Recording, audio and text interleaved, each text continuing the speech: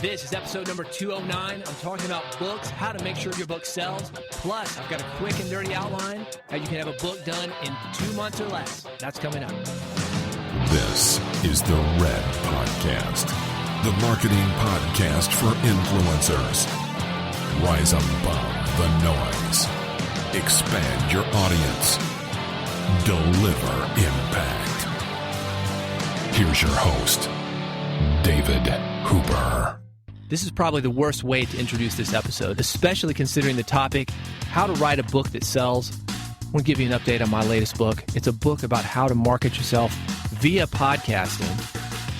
A few months ago, I finished the initial manuscript after months of writing 137,500 words, passed it to the editor. I'm very excited. We'd been over the outline, been working with her throughout the process, and here's what she said about it. It's just a big jumbled mess. Not quite the book that I thought I had, but that's the process of writing. I'm finishing it up now. 137,500 words, way too long for you to read. You're very busy. You got things to do. I'm tightening up the message. I found ways to get the same amount of value for you in fewer words. That is coming soon. When exactly? I'm not sure. If you want updates to make sure that you don't miss this book, redpodcast.com is the way to do that. Go subscribe to Red Podcast there, whether you're listening on an iPhone, Android, your computer, any type of device that you get a podcast on, I can get you subscribed at redpodcast.com. Writing a book is a bitch. No two ways about it. This is about my 11th book. And part of the reason that I don't know how many books I've actually done as an author is because I've worked on dozens of book projects, well over 100. And even knowing what I know about the process, even having been through it before several dozen times, this stuff still happens. Is it complicated? Yeah, it can be. But sometimes we make it more complicated than it needs to be. On this episode, I'm going to attempt to demystify the book writing process. The first thing I'm going to talk about is coming up with a book that will sell. The second part of the process, a quick and dirty outline. If you don't know where to start, you think, man, I've got no idea how I could organize a long book. I can barely organize a blog post. Well, I'm going to show you how to do it quickly and easily. This is the Red Podcast, the podcast for influencers. If you're a blogger, a podcaster, speaker, marketer, nonfiction author, or entrepreneur, basically you're a person with a message that you want to spread and you want to make people care about that message, this is the podcast for you. Red Podcast shows you how to do just that. Take your message and effectively spread it. How? The main way is by making a name for yourself. That's what we focus on, how to influence people. And as a bonus, I'm going to show you how to make money while doing this. Here's what I talk about. Book publishing, podcasting, speaking, and other marketing elements of your business that you must master to grow and engage your audience. That's what RED stands for. Reach, expand, and develop your audience. One of the really great things about books these days is that a lot of them are sold digitally, meaning just ones and zeros, going from one computer to a Kindle device or other type of e-reader device. I was cleaning up my office last week, getting everything organized. I found a box in my closet, thought it was one thing, opened it up just to verify about 25 copies of my last book. This is a book written for musicians. It still sells well. I'm no longer actively promoting, but it is still available. So now I've got 25 books that I'm not actively doing anything with. But that's money on the table, isn't it? Yeah. So how am I going to unload those books? Using FreshBooks. Put out a post on Facebook. Let people know these books are available. If somebody wants one, send them an invoice via FreshBooks. FreshBooks is a super intuitive tool that makes creating and sending invoices easy. Using FreshBooks, it takes about 30 seconds to create and send an invoice. If somebody wants one of these books, they email me their address that they want it shipped to. Before I ship it, send them a FreshBooks invoice. They can pay right there on the invoice. One click is all it takes. You type in their credit card number. The money goes straight into my bank account. You can do something similar, whether you're charging by the hour, doing consulting, doing coaching, selling off books, or selling whatever you've got. FreshBooks makes it easy. Right now, they're offering a free month of unrestricted access to all Red Podcast listeners. Totally free right now. You don't even need a credit card for the trial. To claim your free month, go to freshbooks.com/red and enter RED in the How Did You Hear About Us section. So let's talk about books. Very sexy books. Probably follow a lot of people on Facebook. You're on a lot of mailing lists. It seems like everybody's got a book. See these big launches, jump them up to the top of the Amazon charts, then they just fall. And even with that kind of promotion, the truth is that most nonfiction business books, they sell fewer than 5,000 copies. Now, 5,000 copies, in fairness, that's a lot of books to sell. But if you do things right, it is completely doable. Over the course of my career, I've sold tens of thousands of books. It is absolutely possible. So let's talk about how to do it. Let's talk about your competitive advantage. Do you really need one? If you listen to a lot of business coaches, they're going to talk to you about a USP, your unique selling proposition. Do you really need one, though? Do you need one for the book that you want to do? How about one of the biggest companies in the world, McDonald's? Do they have a competitive advantage? Listen to this from 1975. 2 all-beef patty, special sauce, lettuce, cheese, pickles, onions on a sesame seed bun. Say that again. 2 all-beef patty, special sauce, lettuce, cheese, pickles, onions on a sesame seed bun. 2 all-beef patty, special sauce, lettuce, cheese, onions, pickles, onions on a... McDonald's Big Mac, the big sandwich with the great big taste that everybody's talking about. That was from 1975, 40 years ago. Here's one from 1984. 2 all-beef patty, special sauce, lettuce, cheese, pickles, onions on a sesame special sauce, lettuce, cheese, pickles, patty, special sauce, lettuce, cheese, pickles, onions on a sesame special sauce, lettuce, cheese, pickles, patty, special sauce, lettuce, cheese, pickles, onions, patty, special sauce, lettuce, cheese. Still going. 2 all-beef patties, special sauce, lettuce, cheese, pickles, onions on a sesame seed bun. They use this ad in England. 2 all-beef patty, special sauce, lettuce, cheese, pickles, onions on a sesame seed bun. They use this ad in Australia. 2 all-beef patties, special sauce, lettuce, cheese, pickles, onions on a sesame seed bun. They have used this ad all around the world for decades. 2 all-beef patties, special sauce, lettuce, cheese, pickles, onions on a sesame seed bun. Everybody knows that the special sauce is just Thousand Island dressing. Nothing special about it. It's not a secret. If you go to Burger King, what do you think they give you? You order a Whopper. What is that? 2 all-beef patties, special sauce, lettuce, cheese, pickles, onions on a sesame seed bun. The same thing. It's flame broiled, not fried. But that's not a huge competitive advantage. So how are McDonald's and Burger King 2 of the largest restaurant chains in the world? Is it because they have the best food? Absolutely not. Is it because they have the cheapest food? No, it's not the cheapest. It's convenient. If you want to eat out, it's pretty cheap. But if you really needed cheap food, no way is that the cheapest. Is it because they advertise everywhere? Maybe. Maybe. There's a lot of places that are super successful and actually make more money that don't advertise nearly as much as these 2 companies, though. So what would you do if you could pick any competitive advantage to compete against McDonald's or Burger King? Is it a bigger advertising budget? No. Is it cheaper food? No. Is it better food? No. The one competitive advantage that will completely annihilate McDonald's and Burger King, if you could have it and they couldn't have it, hungry customers. Hungry customers. That advantage will always dominate cheap, fast, good. All you need is hungry customers. So let's talk about how to do that with your book. First of all, let me say this. You do what you do. I'm not looking to change that. You do you. But can you do it in a way that takes advantage of hungry customers? If you want to sell books, you have to talk to people in a way that they'll respond to. Here are the ways that I suggest doing that. And this is exactly what I do. My last book, Six Figure Musician, I've been in the music business for 20 years. I didn't need to talk to customers one-on-one to find out what they wanted. But I did. That's the first thing you should do. Get on the phone and start having one-on-one conversations. Go to events and start having one-on-one conversations. You might not need to. I certainly didn't, but it helps. You want to be the guy who really understands his audience, that guy with his feet on the ground. You want to be that musician who's super cool, coming out of seemingly nowhere that everybody connects to, where it's a movement. Nirvana, great example. What happened when those guys came out? Bam! Flipped music on its head. That music was what was happening on the street. Now, would that have happened? They're all millionaires in heated pools and not in touch. Probably not. You lose touch.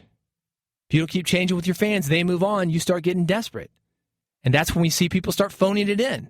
It's not just musicians, it's book authors, it's movie makers. You come out with something that really connects with an audience. Then you lose them. I don't want you to do that with your book. I want you to really get connected with your audience. How do you do that? Again, one-on-one conversations. Get on the phone. Book some consultations. Go to events. Talk with people. Have those conversations. Even if you know your audience, this is beneficial. That's how to have longevity. This is how to have a long career. This is how to have a best-selling book. Talk to people in a way that they'll respond. Use their language. They've got a need, you fill it. This is something I call the Fantastic Four. In general, these are the things that sell. So if you're thinking about coming out with a book, one of these topics is what you want to focus on. Number 1, success. How can you make more money? How can you get more dates? How can you live in a bigger house? How can you drive a nicer car? Whatever success is to your audience, number 1 topic that's going to sell. Number 2, security. Think of Maslow's hierarchy. A lot of these overlap. If you're trying to help somebody make more money, be more successful in business, instead of approaching it from a success standpoint, approach it from a security standpoint. This will make sure that you do not fail. Carrot, stick. One gets them to something good. The other keeps them from going somewhere that they don't want to go.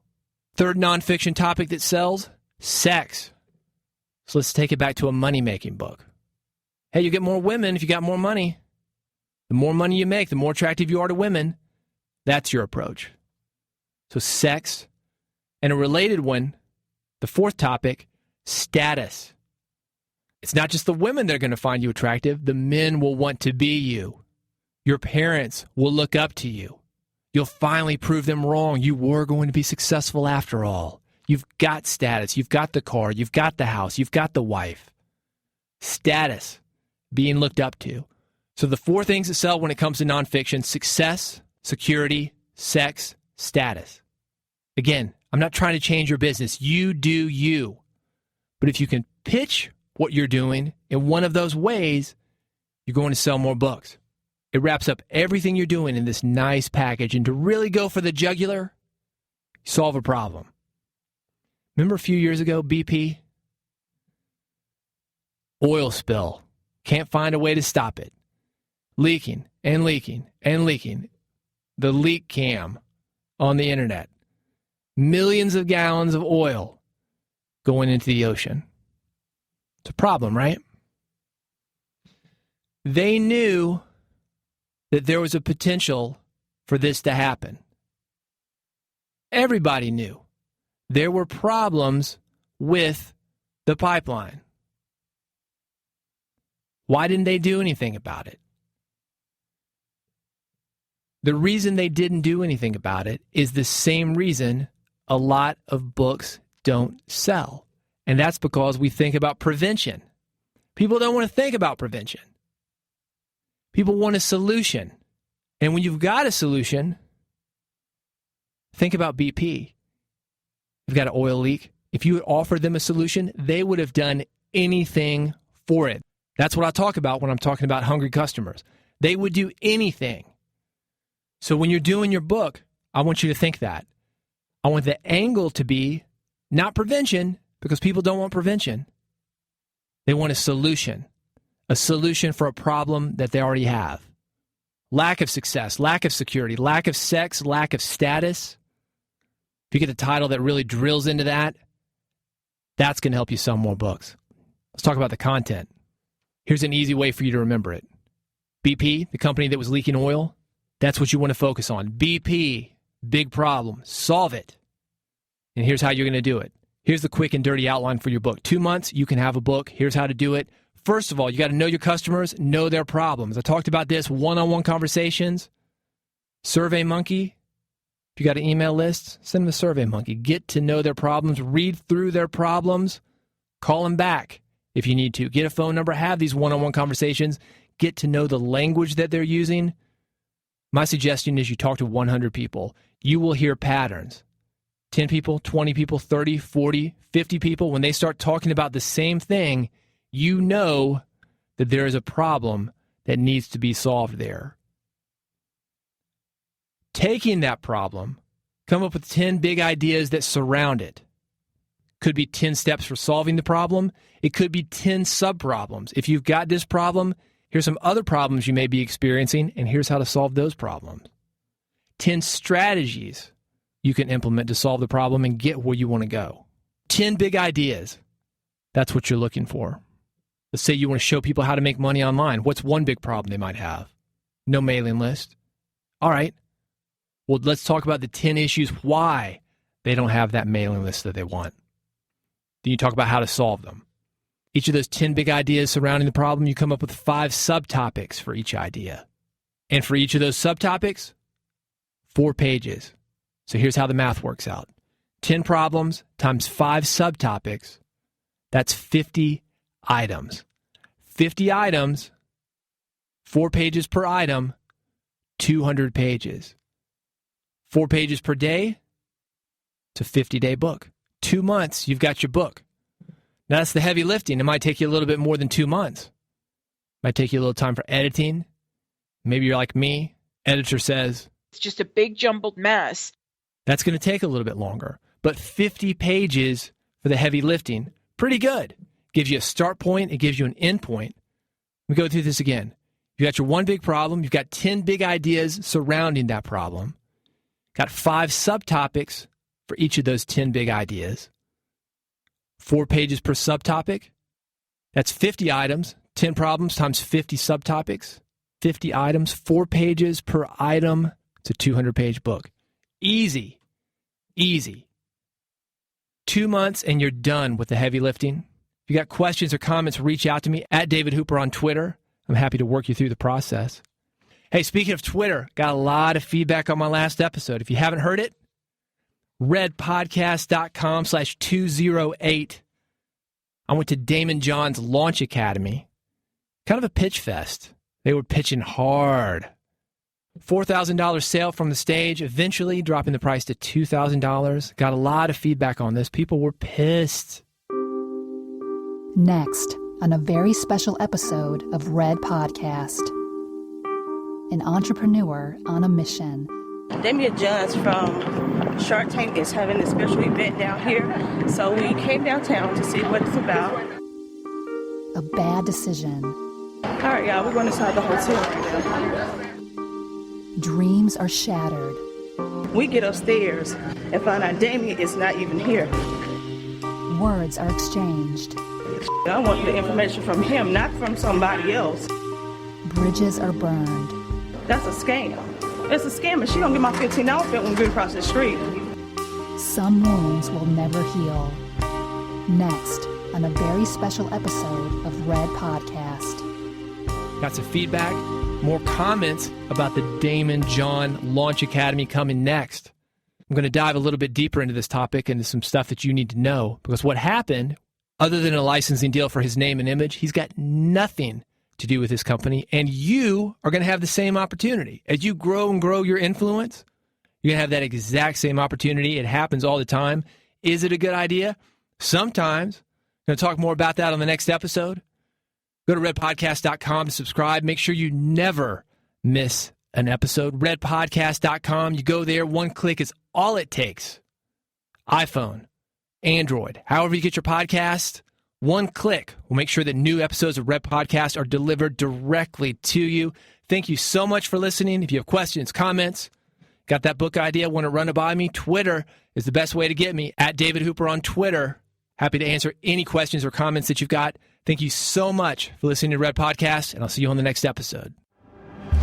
You've been listening to Red Podcast, the marketing podcast for influencers. Never miss an episode. Subscribe now with your iPhone, Android, or via RSS at redpodcast.com.